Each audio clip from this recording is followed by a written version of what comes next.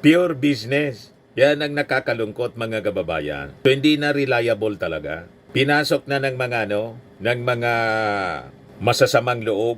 Money talks na. Kaya sabi ko sa inyo po, pag nagpaniwala kayo sa mga pasurvey ngayon, may nang nilalang kayo.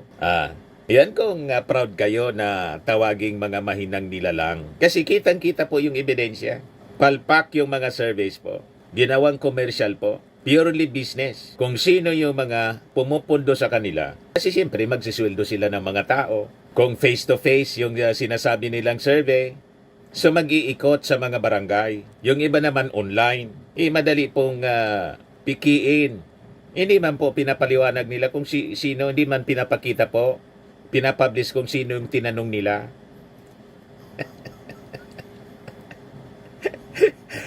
Ganon tayo pinagluloko, mga kababayan. At yung mga funders nila, mga kababayan, could be negosyante or tao na hindi man nagpakilala sa kanila na tao, alimbawa ni Digong o ni Sara o ni Xi Jinping. Basta niya, magpa-survey ka, Brad.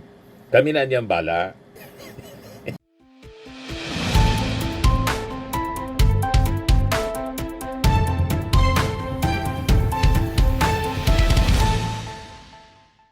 Ito naman po yung bago naming product na binibenta online. iGlow Serum, whitening po siya. Tingnan ninyo yung epekto sa aking anak na architect before and now. Yung mga inquiries po ninyo, dumiretso na lang kayo sa kanyang Facebook account, Riz Maravillas. Hello po mga kababayan, si Dante Maravillas po, Bicolano vlogger, broadcaster. So pag-usapan po natin mga kababayan itong mga latest na lumabas na mga balita tungkol sa survey. Nagpalabas kasi po ng survey yung False Asia, False Asia. Sorry, Pulse Asia. Iyan niya Mr. Maravillas. Mayroon pa din bang naniniwala sa mga pa-survey, lalo ng Pulse Asia? May mga naluluko pa rin. Sa totoo lang, nag-aanap buhay man lang kasi sila. And in fact, noon, 2-3 lang yata yung mga nagsasurvey. Mga survey firm. Una yung SWS, tapos yung Pulse Asia. Ngayon po, natunugan ng mga enterprising na mga nasa academe. Karamihan sa kanila mga dilawan. Mahilig kasi yung mga dilawan mag-brainwash. Ginawa nga na buhay po yung mag-brainwash, mag-mindset. Ngayon, kung unsuspecting ka, badala ka sa kanilang propaganda po, ang ibig sabihin yan, may nang nilalang ka.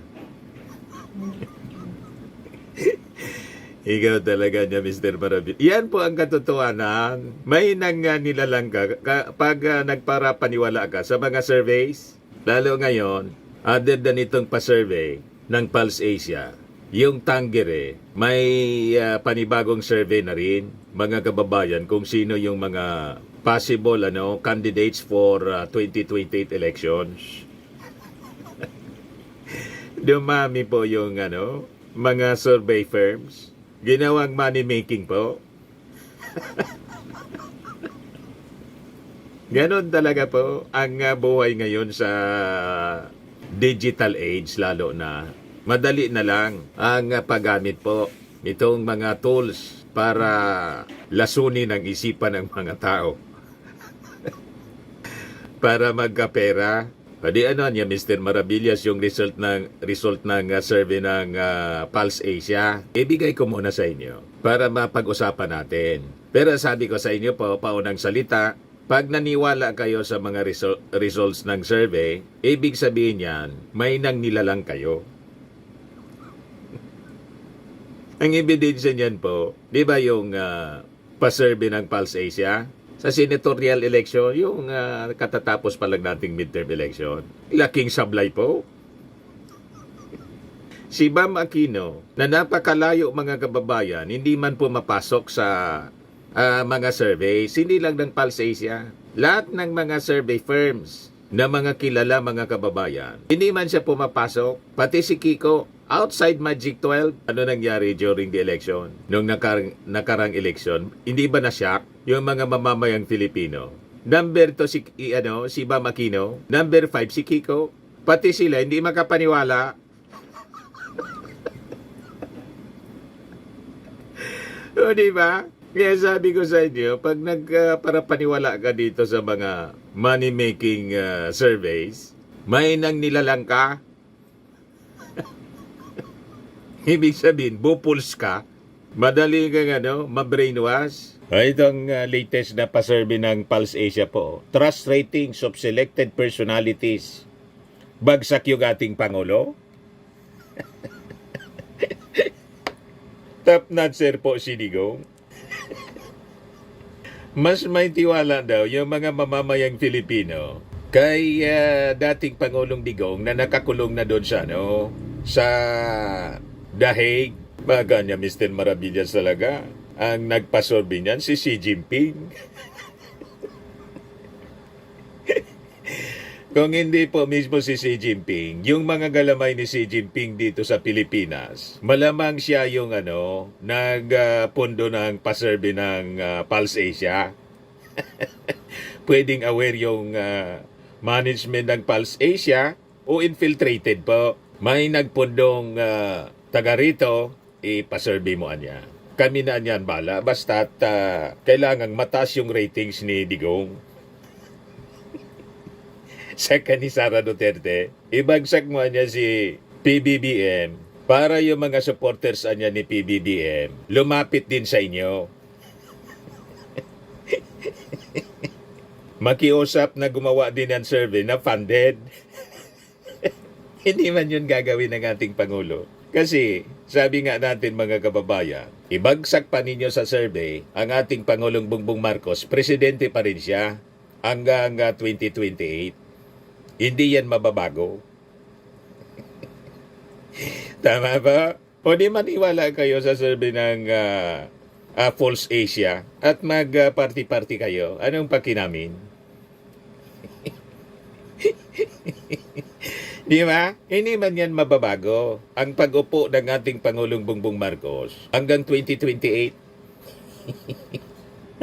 Sabi rito, yung ratings ng ating Pangulong Bongbong Marcos, 32% na lang, bagsak. Si Sara Duterte na wala mang ginagawa, 50% yung tiwala ng mga Pilipino. Si Digong na nakakulong, 60%. Mga niya Mr. Maravillas, ang sinerve, yung mga taga-Beijing, o kung hindi, yung mga DDS man lang niya yung participant, kumuha din ng konti sa mga Marcos supporters. Kaya, nang i-publish mga kababayan ng News 5, itong result ng survey ng Pulse Asia, hindi makapaniwala yung mga tao. Ito, sabi dito sa report mga kababayan ng News 5, tiwala sa mag-amang Duterte. Kalahati ng mga Filipino ang tiwala kina dating Pangulong Rodrigo Duterte at anak na si Vice President Sara Duterte base sa pinakabagong survey ng Pulse Asia Research Incorporated. Nakakuha na ang dating Pangulo ng 63% na trust rating habang ang vice ay may 50% na rating. Mas mataas ang mga ito sa nakuhang trust rating ni Presidente Bongbong Marcos na 32%. Isinigawa ang survey noong Mayo 6 to 9, 2025, isang linggo bago ang Bilang Pilipino 2025 o ang eleksyon. Nasa 1,200 respondents ang naka-face-to-face na interview. Ano tingin ninyo? Kapani-paniwala? Yung mga nakabasa po sa report ng News 5, hindi po makapaniwala. Ayan o. Sabi ni Juliet Delgado, made in China survey. So, communist China, wag kami style ninyo. Yan, gagastos talaga kayo ng malaking pera. Maging communist regime lang ang Pilipinas. Nagbabanat buto ang China para maging communist country ang Pilipinas. Lalo na sa ngayon, tinadtad sila ng tariff ni Trump. Sige China, bayadan mo pa ang mga survey sa Pilipinas. You see? Sabi ni Louis Santiago, it's a fake news. Sabi ni Glory Balanon, kahit mababa ang rating ni Marcos. Marcos pa rin kami. The most brilliant, smart, professional, hardworking, living and caring president. Sabi ni Danre Dimape, mukhang mala sindikato ang survey. Walang maniwala po. Kasi sino ba naman maniniwala na yung trust rating ng ating Pangulo, 32%, si Digong po, na nakakulong na nga dahil sa kanyang crimes against humanity. Pati si Sara wala mang ginagawa po.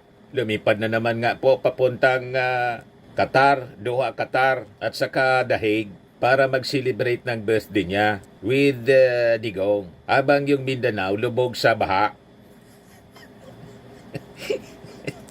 Hindi man nagtatrabaho. Sige man lang po ang panira sa ating gobyerno. Pagkatapos, yung trust rating ng ating mga mamamayang Filipino, 50% yung kanya, 32% yung sa ating Pangulo, 63% kay Digong. Sino ba naman yung maniniwala sa ganoon?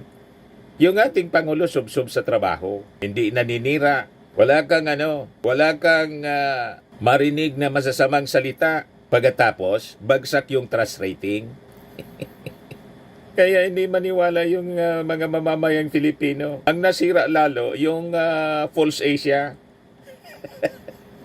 But anyway, dati nagduda dito sa mga surveys, yung ating mga mamamayang Filipino, kasi the same survey firm, yung nagpalabas ng result ng survey sa midterm election, sabla yung kanilang mga survey, yung Pulse Asia. Tama si Benji Contreras, mga kababayan. Sabi ni Benji Contreras, sablay sa prediction ang resulta ng 2025 election, tapos maniniwala pa ba tayo uli? Why Filipinos should no longer trust Pulse Asia surveys. For years, Pulse Asia has positioned itself as the gold standard in Philippine political polling. Media outlets echo its every survey. Politicians flaunt the rankings like trophies. But after the 2025 Senate elections, it's time we ask, can we still trust Pulse Asia? The truth, Pulse Asia got it wrong badly. Its final pre-election survey for 2025 senatorial race, Pulse Asia claimed the top 12 were already locked in. But when the real ballots were counted, only 8 out of 12 actually won. 4 of the actual winners, including big names like Bam Aquino, Kiko Pangilinan, Rodante Marcoleta, and Amy Marcos, were left out of the Pulse Asia Magic 12. Tama. Ano yung actual result ng eleksyon? Number 2 si Bam Aquino. Number 5 si Kiko Pangilinan. Mabuti si Amy Marcos. Nakasabit pa rin sa pang-12. Pero ang sabi ng mga nakarating sa ating reports, nag-special ops si Amy Marcos. Alam na ninyo yung term na special operation. You see? Ganon katindi na ngayon ang eleksyon. Noon, ang mga local candidates lang, mayor, congressman, gobernador, mga kagawad sa bayan at lungsod, sila yung nag-special ops. Pero ngayon, pati mga senador, si Bongo daw, malaki yung yung special ops. You see? Palakihan ng pondo, mga kababayan, pabaan ng PC. Ganon ang nangyari mga kababayan sa ating eleksyon. Kaya ayaw na nilang maniwala dito sa Pulse Asia. Yeah. Yung mga reactions po. Sabi ni Rose Louise Henderson, lokohin nila sarili nila. Sabi ni Jeff, false Asia survey yan, bayaran. Sabi ni Fem Madrigal, lapit na ang trial, kailangang pabanguhin ng poll survey, yung mag-ama. Sabi ni Renato Nakar, false Asia, palpak ka talaga. Sabi ni Ruben Ambo, yes, it's false Asia. Sabi ni Romulo Ison, just don't believe in surveys. All of them are fake. They're not really conducting actual surveys and not following scientific and reliable statistical methods. Ginawa na pong palabigasan. Pure business. Yan ang nakakalungkot mga kababayan. So, hindi na reliable talaga. Pinasok na ng mga masasamang loob. Money talks na. Kaya sabi ko sa inyo po, pag nagpaniwala kayo sa mga pasurvey ngayon, may nang nilalang kayo. Yan kung proud kayo na tawaging mga mahinang nilalang. Kasi kitang-kita po yung ebidensya.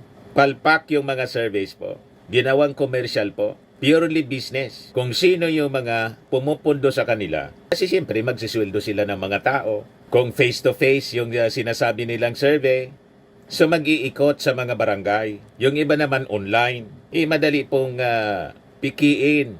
Hindi man po pinapaliwanag nila kung sino, hindi man pinapakita po.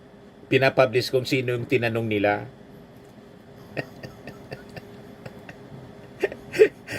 Ganon tayo pinagluloko, mga kababayan. At yung mga funders nila, mga kababayan, could be negosyante or tao na hindi man nagpakilala sa kanila, na tao alimbawa ni Digong o ni Sara o ni si Jinping. Basta niya, magpa-survey ka, Brad. Kami na niyang bala. Ganon ang hanap buhay ngayon. Kaya kung naniniwala kayong credible yung mga surveys, bodol kayo. Hindi na maniwala yung mga tao, sabi ni Mylene Maher. Maubos lang ang yaman ng mga yan, kababayan. Umibabaw lang kuno sila sa paningin ng mamamayan. Really? Just my thought. Mawala kuno ang credibility ng Pangulo at siya lang ang gusto till when they will play the game. Sabi ni Raymond Braganza, fake news in social media paid by paid trolls are distorting people's mind due to exposure on FB, Twitter, TikTok, etc., which is done by the hour. Even in local politics, there is a sudden trend of people's selection of voters' preference.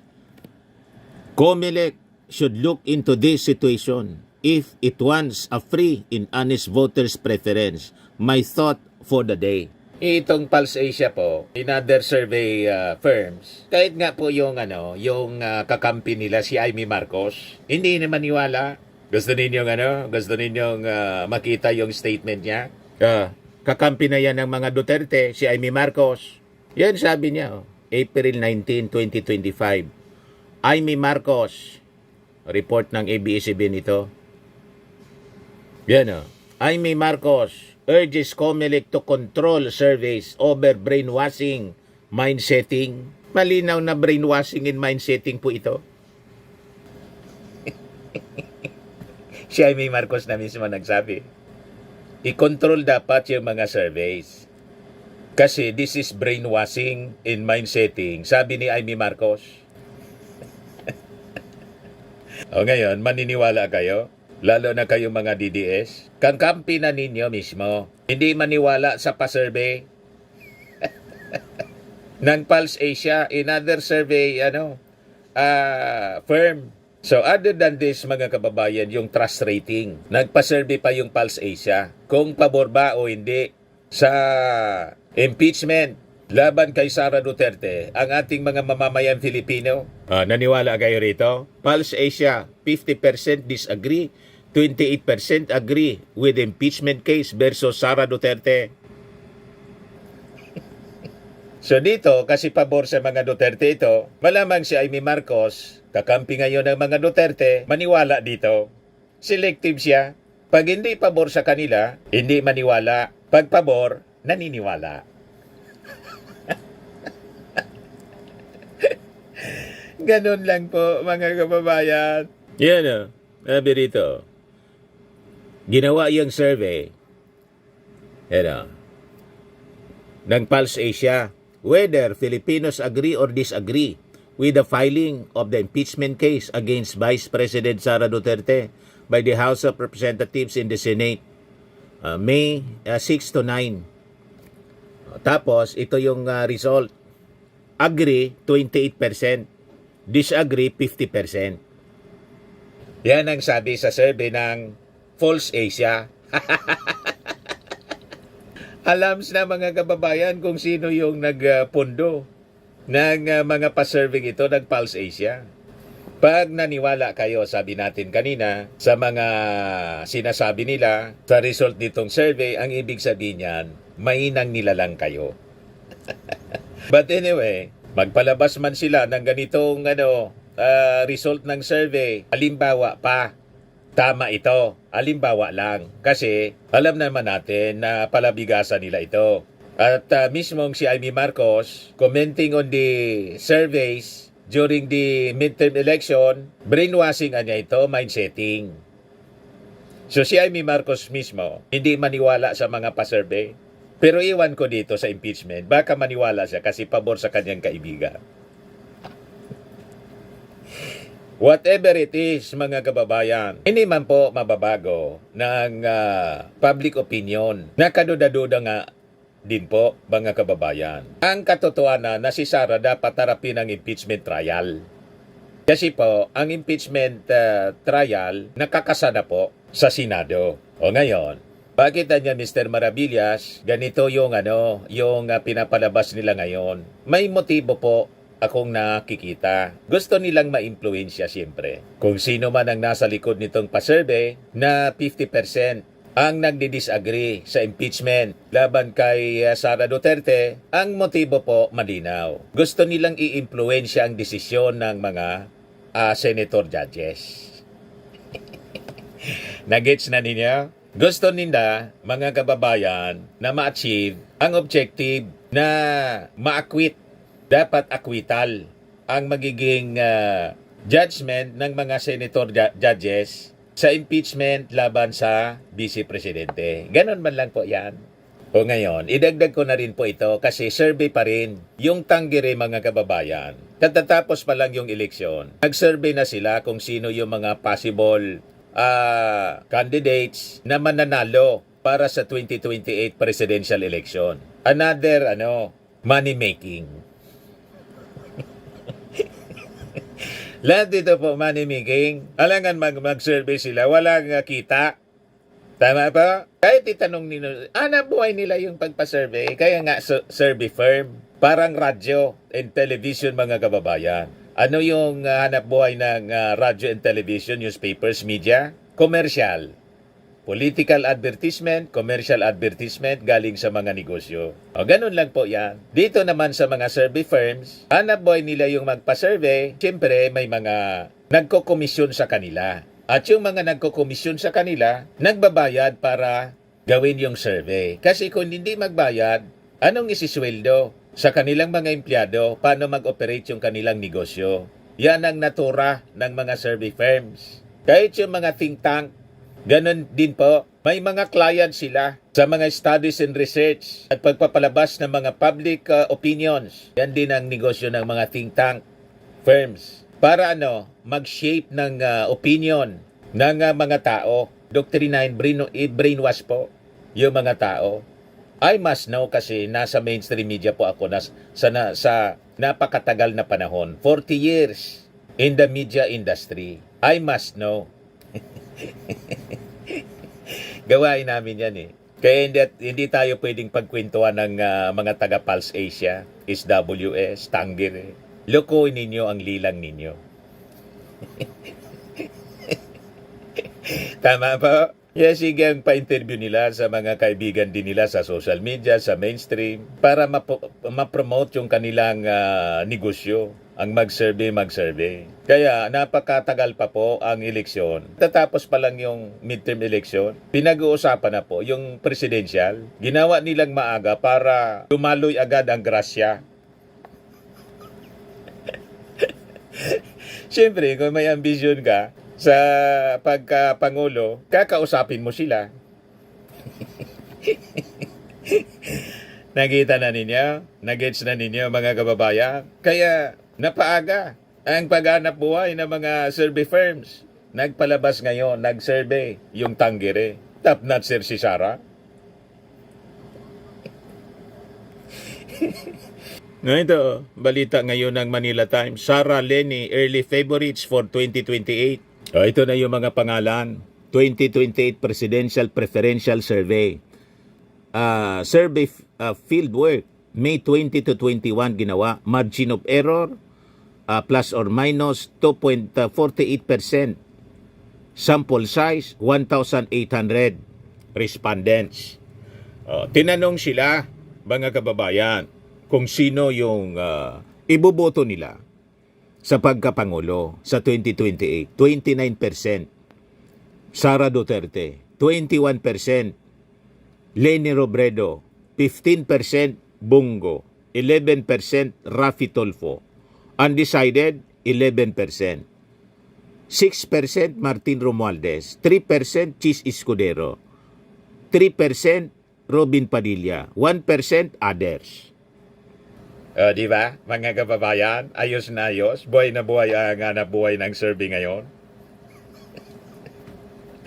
Buwan-buwan, magsa-survey sila hanggang 2028. Kasi siyempre, yung mga nag-ambisyon sa 2028, magkaka-interest po kakausapin itong mga survey firms. Kaya nakita ninyo, dumami. Dati dalawa lang, SWS, Pulse Asia. Dumami po, nag-mushroom po, parang mga kabote na naglitawak. Na-realize ng mga very enterprising na mga tao. Maganda pala niyang negosyo ang magpa-survey-survey. Kaya lumitaw po yung iba-iba ng mga survey firms. Kasama na dito yung Tanggeri. Ay, survey ito ng Tanggeri po. Diyan niya, Mr. Maravillas, ang masasabi mo. Mas naniniwala po ako sa sinasabi ng Bible. Sabi sa Bible, ang nauuna ay nahuhuli. The first will be the last, and the last will be the first. And in fact, mga kababayan, sa mga kumandidato sa mga previous presidential elections po, yung mga nagtatap sa mga naunang surveys, talo. Kung sino yung mga nangunguna po sa mga naunang surveys, talo. Noong panahon, 1992 election, presidential election, ang nangunguna noon mga kababayan sa mga surveys, si Miriam Defensor Santiago.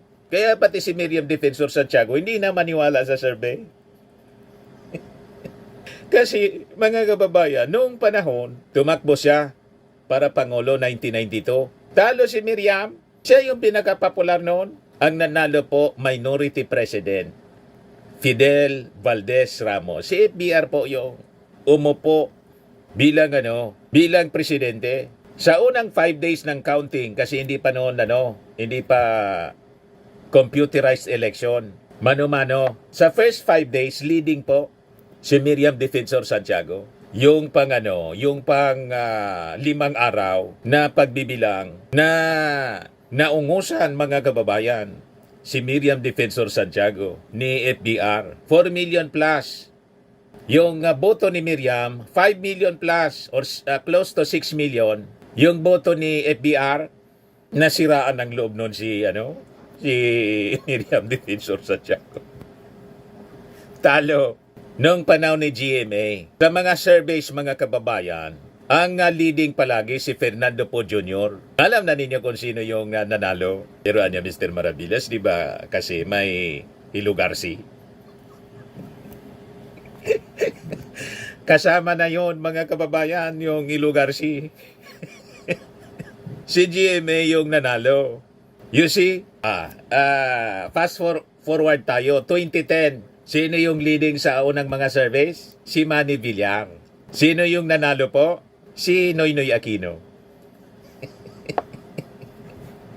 Kaya, unreliable po itong mga surveys na to. Based sa history, 2016. Sino yung mga leading sa 2016 na presidential election? Si Grace po, si Jojo Binay, si Maruas.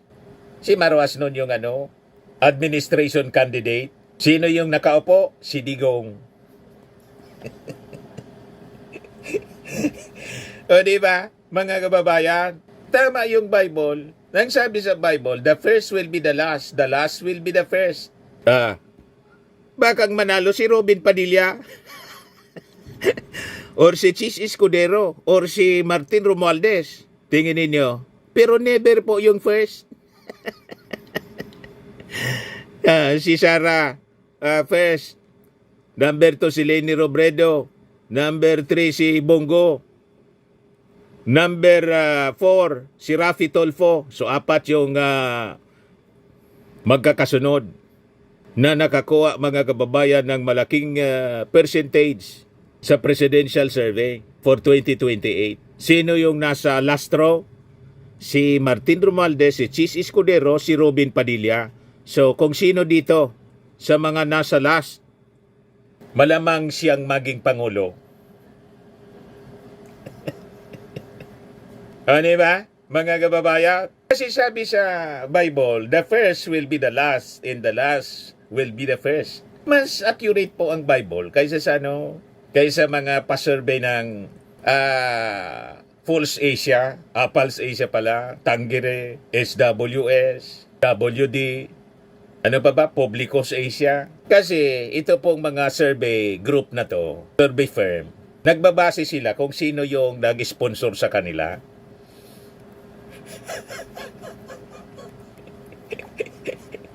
Kung sino yung nag-sponsor sa kanila, nag-commission sa kanila, siyempre yun ang paglilingkuran nila. Nagets na ninyo, mga kababayan? Kaya most of the time po, ang result ng survey, sablay. Yan sabi ko sa inyo, ang naniniwala sa mga pa-survey po, mainang nila lang. Ngayon, kung gusto ninyong kasama kayo sa mga mainang nilalang, maniwala kayo sa mga pa-survey ngayon. Ngayon, yung latest 2022, di ba yung leading nun, mga kababayan, sa survey, si Sara Duterte? Ano nangyari kay Sara? Di ba umatras? Nag-vice presidente na lang? O na nag-file na mayor? Tapos sumama kay President Bongbong Marcos? Kay BBM? Kasi po, noon, si BBM, mga kababayan, hindi man kasi pa nag-declare. Leading noon, Sara noon si Sara Duterte. Nagnanalo si PBBM. Yan o. Presidential Election Survey. Leading si Sara, 22%. Si Po, 13%. Si Pacquiao, 12%. Si PBBM, 12%. Si Isko, 11%. February 2021 survey, January 26 to February 1. Yan ang patunay, mga kababayan, kung sino yung nasa huli. The first will be the last and the last will be the first. Pangapat lang si PBBM sa survey noon, siya ang nanalo. Yung top notcher po sa survey, si Sara. Ano nangyari? Umatras. Diba? Kaya ito pong pinapalabas na survey ng Tangere, masamang pangitay nito para kay Sara Duterte kasi top notcher siya ngayon. History repeats itself, mga kababayan. And based sa history, lahat ng mga nagtatap sa mga early surveys, nagda-number 1, nagda-number 2, talo. Ang nananalo, yung number 4, 5, 6, sa survey, sila yung nananalo sa pagka-presidente. At hindi ko mga kababayan, top notcher bilang senador, nananalo sa pagka-presidente o vice-presidente. Ang halimbawa niyan, mga kababayan, si Marojas, top notcher si Marojas, talo. Si Grace po, top notcher din, talo. Si Chis Escudero, top notcher din, talo. Si Joby Salunga, noong panahon, top notcher, talo din. So hindi ko po nag-top notcher sa pagka-senador na nanalo sa pagka-presidente at vice-presidente. Yung ating Pangulong Bongbong, hindi man po siya top notcher. Yung tatay niya top notcher noong panahon. Pero yung mga sumunod, mga kababayan, na mga nag-top na senador, hindi man po nananalo presidente, vice-presidente. Iba-iba kasi yung panahon at iba-iba din yung kalaban. Depende sa kalaban, mga kababayan. And emerging situations sa politika, environment, and issues, mga kababayan, affecting the presidential elections. Kaya malabo ito po na mga nasa printira, 3 years before the election, leading na sila. Malamang mula dito, kung sino dito. Pwedeng presidente, vice-presidente. Pwedeng presidente, vice-presidente. Mga kababayan. Or presidente, vice-presidente.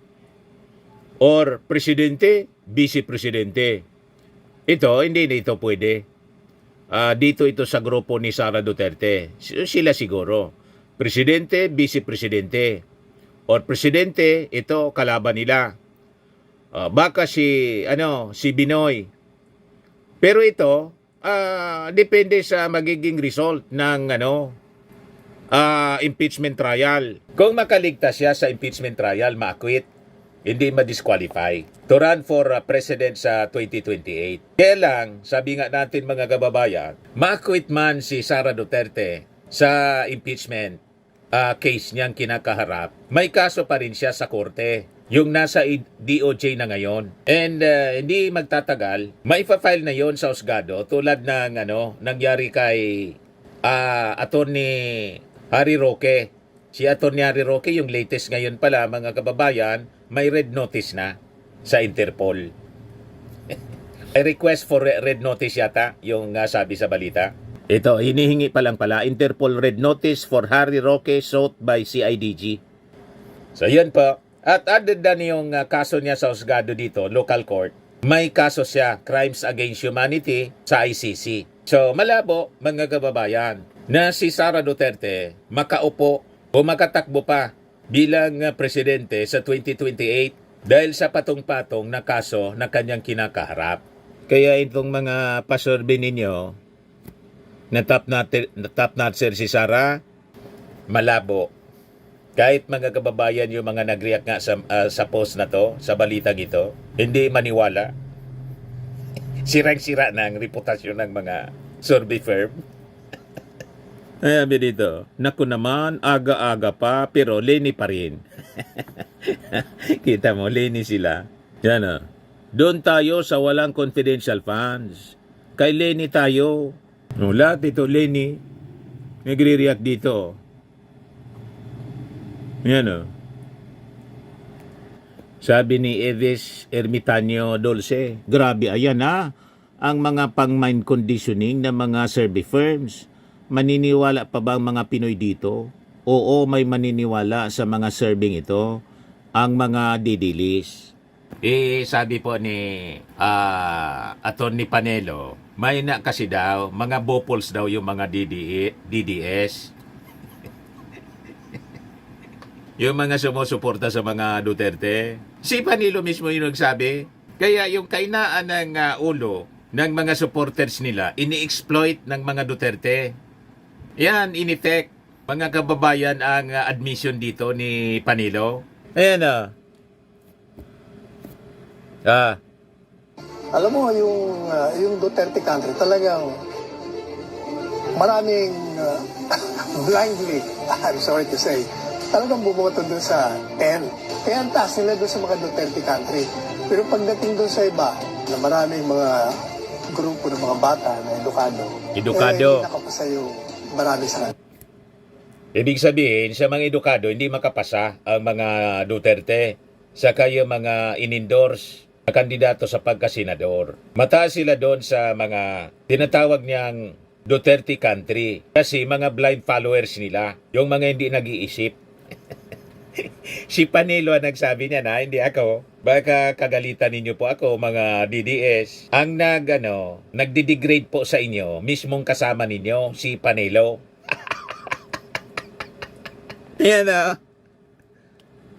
Alam mo, yung Duterte country, talagang maraming blindly, I'm sorry to say, talagang bumoto dun sa 10. Kaya ang taas nila dun sa mga Duterte country. Pero pagdating dun sa iba, na maraming mga grupo ng mga bata na edukado, hindi nakapasa yung marami sa kanila.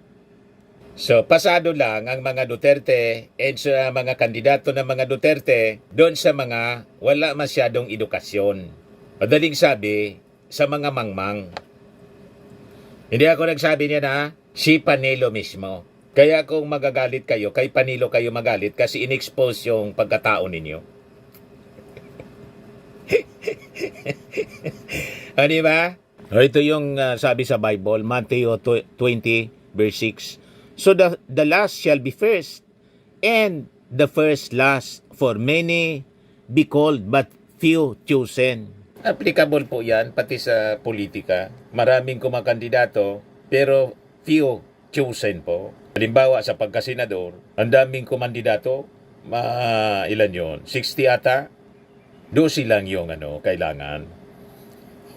Sa pagka-presidente naman po, ang daming gusto magkandidato, isa man lang po ang mananalo. And the last will be the first, and first will be the last. Kaya yung mga nangunguna sa survey this early, masamang pangitain. Hindi magkakamali, mga kababayan, ang salita ng Diyos. And based sa history, yung mga nagtatap sa survey, talo. Ang nanalo po, yung mga hindi man dati nagtatap, so nabibigla na lang yung nananalo, tulad ni Bam Aquino. Number 2, si Kiko. Number 5, hindi man pumasok sa Magic 12 po sa mga surveys. Di ba? Yung ating Pangulong Bongbong Marcos, number 1 si Sara Duterte. Number 4 lang yung ating Pangulo. Umatra si Sara. Ayan tuloy. Kasi sa totoo lang, yung tinatanong, 1,200, maniwala ka dyan? Sabihin pang 10,000 ang tinanong. Ilan ba yung botante sa Pilipinas? 60 million? Tinanong mo 10,000? Paano kung natanong mo, yung mga reporters na pala, worse kung yung survey firm binabayaran para i-brainwash lang yung mga tao. Ayun po. Dito, mga kababayan, mismong yung kakampi nila, si Amy Marcos, hindi maniwala. Nagreklamo po si Amy Marcos. Dapat niya kontrolin na yung mga survey firm kasi ginagamit sa brainwashing, mind conditioning. Yan sabi ni Amy, oh. Paano maniwala tayo, mga kababayan, mismong kaalyado nila, si Amy Marcos, hindi maniwala. Tama po yung mga analysis natin. Pero libre kayo na maniwala sa gusto ninyong paniwalaan. Wala man makakapigil sa inyo kasi demokrasya tayo. Gusto mo magpaloko, di magpaloko ka. Pabodol ka kung gusto mo. Buhay mo yan. Sige, maniwala ka sa gusto mong paniwalaan. At itong ating programa, mga kababayan, atid sa inyo nitong ating mga sponsors. Fairmax Firming and Lifting Cream. Pinapay po sa mga pulses in affected area. Mainam po ito sa mga pains at paninigas ng mga kaso-kasuan. Ito sa mukha naman yung application, anti-aging, Automax po siya. Ito ay Glow Zero, mga kababayan. Whitening po siya. Made in South Korea. Ito naman po, Nengxia Red Mix Fruit Drink. Gawa po siya sa goji berry. May anti-cancer properties po siya. At sa mga naghanap po ng malinis and spacious fitness gym, pumunta lang po kayo sa aming Colossal Fitness Gym. May Grab ka rental din po kami. At bills payment po sa aming office. At saka sa mga mahilig po sa mga imported bags, manood po kayo sa live selling ni Madam Aileen Rosales sa kanyang Aileen Closet po. Pati mga shoes, ito yung kanya po. Ito yung kanyang page. Kita ninyo, napakagandang mga online selling po siya. Si Madam Aileen Rosales. At cellphone number niya po, 773-798-7816.